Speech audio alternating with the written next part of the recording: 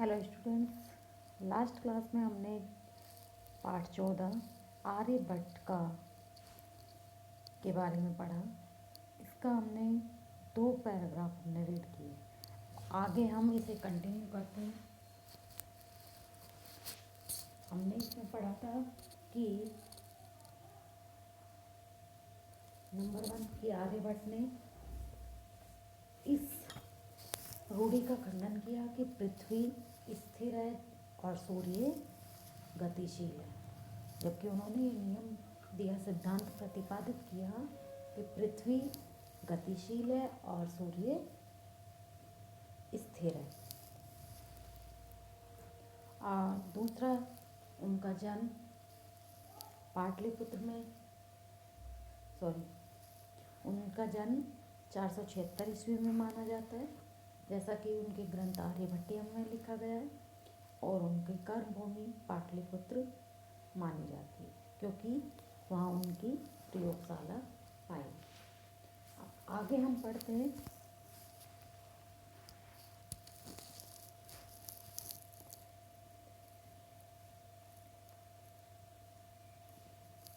आर्यभट्टस्य योगदानं गणित ज्योतिष संबंधम वर्तते यत्र संख्यानाम आकलनम महत्वम आदधाति।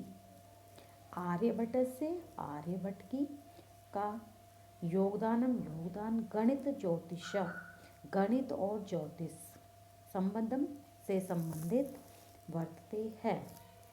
यत्र जहाँ संख्यानाम संख्याओं का आकलन यानी गणना महत्व आदधाति रखता है।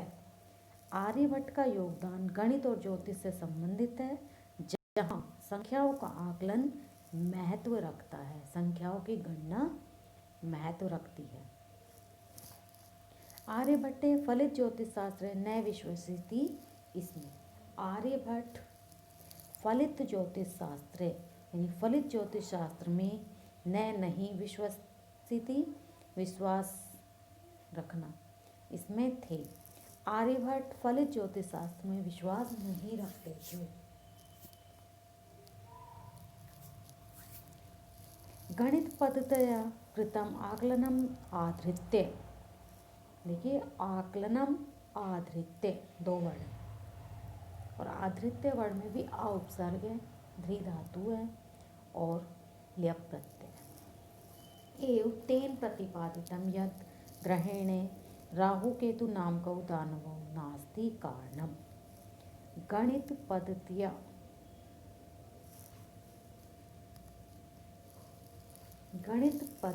से कृतम किए गए आकलन को आधृत्य आधार मानकर एव ही तेन उन्होंने प्रतिपादित किया यद कि ग्रहण में राहु केतु नामक, इसमें नाम कऊ क्यों आया? क्योंकि 2 हैं, ये द्विवचन राहु केतु, इसमें द्विवचन है नाम को। दानवौ 2 दानव, नास्ति नहीं है, कारणम कारण।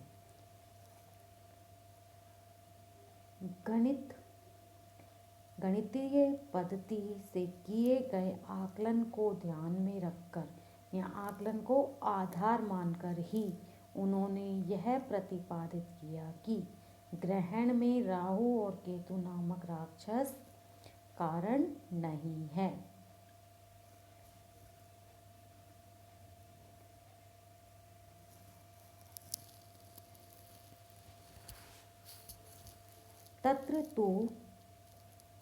तत्र मीन्स वहाँ, तो सूर्य चंद्रमा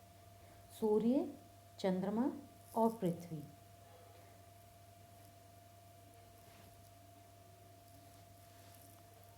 सूर्य चंद्रमा और पृथ्वी इति त्रीणि एव ही कारणानि कारण है। वहाँ तो सूर्य चंद्रमा और पृथ्वी 3 ही कारण है। तो सूर्य ग्रहण और चंद्र ग्रहण का होने का कारण क्या है? ये 3।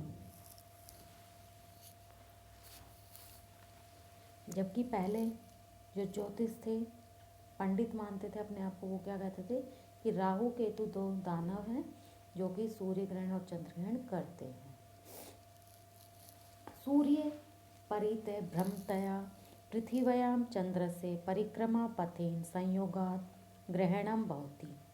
सूर्य के परिते चारों भ्रमंत्या घूमने वाली पृथिव्या पृथ्वी का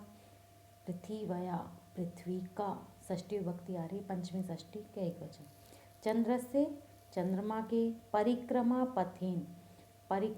पथ से संयोग होने के कारण ग्रहण भवती होता है। सूर्य के चारों ओर घूमने वाली पृथ्वी का चंद्रमा के परिक्रमा पथ से संयोग होने के कारण ग्रहण होता है। यदा जब पृथ्वी की छाया पड़ने से चंद्रस्य प्रकाशे चंद्रमा का प्रकाश अवरुध्यते रुक जाता है। तदा तब चंद्र ग्रहण भवती होता है। जब पृथ्वी की छाया पड़ने से चंद्रमा का प्रकाश अवरुद्ध हो जाता है यानी रुक जाता है, तब चंद्र ग्रहण होता है। आपको पता है कि चंद्रमा पृथ्वी के चारों ओर चक्कर काटता है और पृथ्वी सूर्य के चारों ओर चक्कर काटती है, और दोनों में से रुकता कोई नहीं है, कंटिन्यू ये परिक्रमा चलती रहती है। तो एक टाइम ऐसा आता है जब ये सूर्य ग्रहण चंद्र ग्रहण आप देखते हो, कभी साल में 2 बार हो जाते हैं, कभी 4 बार हो जाते हैं, तो कभी एक बार ही होता है। तो वो तुम देखते हो कि जब चंद्रमा पृथ्वी के चक्कर काट रहा है, पृथ्वी सूर्य के, तो कई बार क्या हो जाता है कि जब पृथ्वी चक्कर काट रही है वो चंद्रमा के सामने आ गई और चंद्रमा का जो प्रकाश है वो रुक गया, तो उस कारण क्या होगा, चंद्र ग्रहण। और जब पृथ्वी और सूर्य के बीच में जब चंद्रमा की छाया पड़ जाती है तो उससे क्या होता है, सूर्य ग्रहण हो जाता है। तो ये आपने साइंस और एसएसटी में पढ़ लिया है, और विस्तार से पढ़ लेना। आगे देखिए, तथे उसी प्रकार पृथ्वी और सूर्य के मध्य बीच में समागत आए हुए काके की चंद्र से चंद्रमा की छाया पड़ने से सूर्य ग्रहण दृश्यते दिखाई देता है। वैसे ही पृथ्वी और सूर्य के बीच आए हुए चंद्रमा की छाया पड़ने पर सूर्य ग्रहण दिखाई देता है। देखिए, ये सूर्य है आपका, अब ये पृथ्वी है, ये, और ये है आपका चंद्रमा। अब चंद्रमा यहाँ से ऐसे चक्कर काट रहा है इसके चारों, तो चंद्रमा बीच में आया पृथ्वी और सूर्य के, और पृथ्वी यहाँ से ऐसे चक्कर काट रही है इसके चारों। तो जब ये अपनी गति कर रही है और ये अपनी कर रहा है, तो यहाँ बीच में जब चंद्रमा आ गया तो चंद्रमा की छाया पड़ी तो सूर्य ग्रहण हो गया। ठीक है,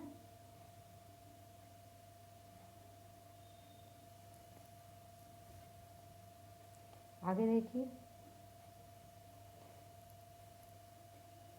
नेक्स्ट पैराग्राफ। समाजे नूतनानां विचाराणां स्वीकारे प्राय सामान्य जना काठिन्यम अनुभवति।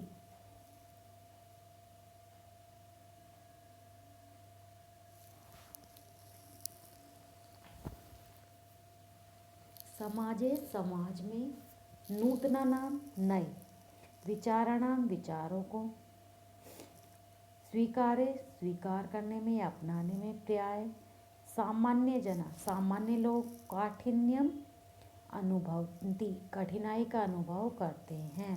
तो ये तो आपको पता ही है, समाज में नए विचारों को स्वीकार करने में प्राय सामान्य लोग कठिनाई अनुभव करते हैं कि शीघ्रता से उस चीज़ को स्वीकार नहीं करते कि हाँ ये सही है, टाइम लगता है हर चीज़ में।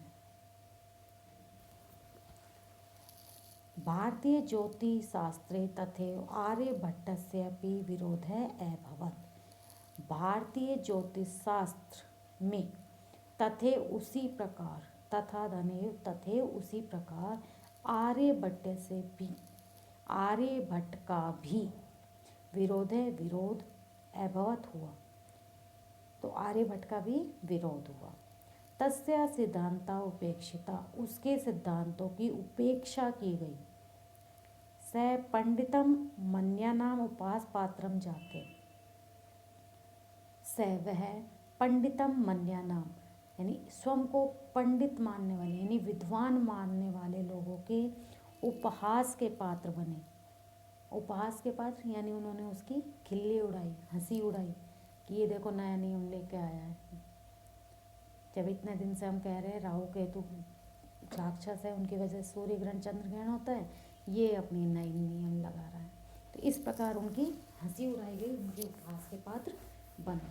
पुनरपि फिर भी, पुनः धन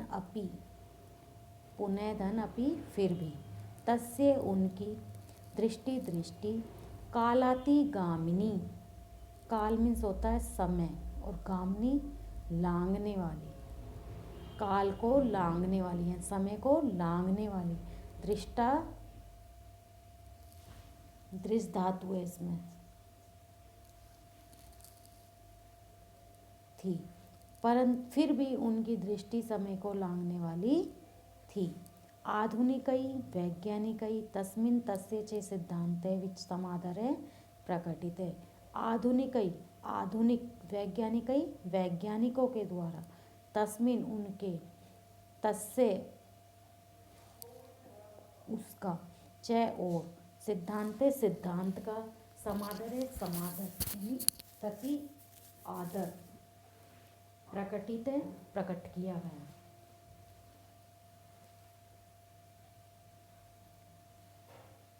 आधुनिक वैज्ञानिकों के द्वारा उनमें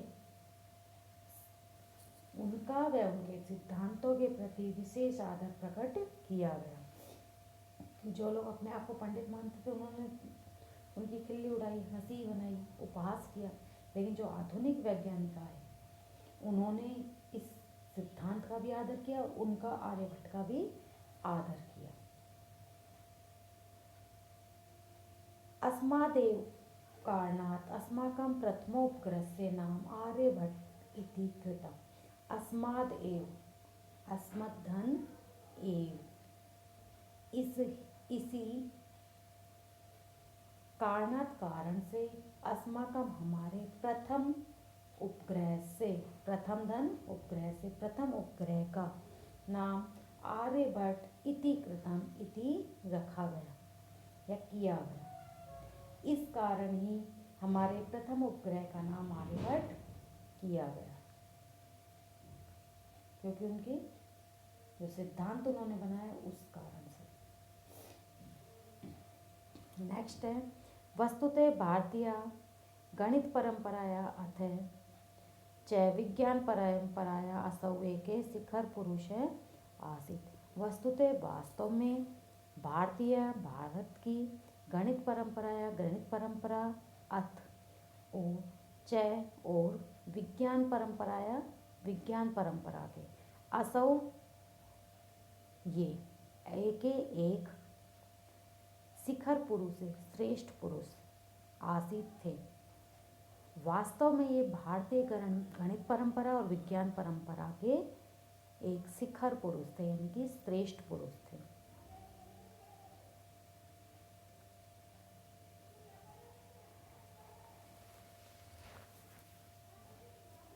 तो भारतीय गणित एवं विज्ञान के सर्वोच्च विद्वान कौन थे?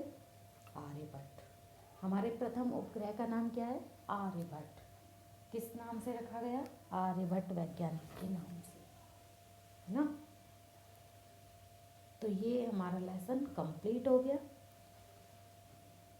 आपको आपको ये लेसन समझ आया होगा। अब इसकी वर्ड मीनिंग आप अपनी फेयर नोटबुक में लिखेंगे और नेक्स्ट क्लास में हम इसकी बैक एक्सरसाइज और क्वेश्चन आंसर करेंगे। तब तक आप उन्हें सॉल्व करने की कोशिश करना। नेक्स्ट क्लास में हम इसके क्वेश्चन आंसर करेंगे। Okay students, thank you.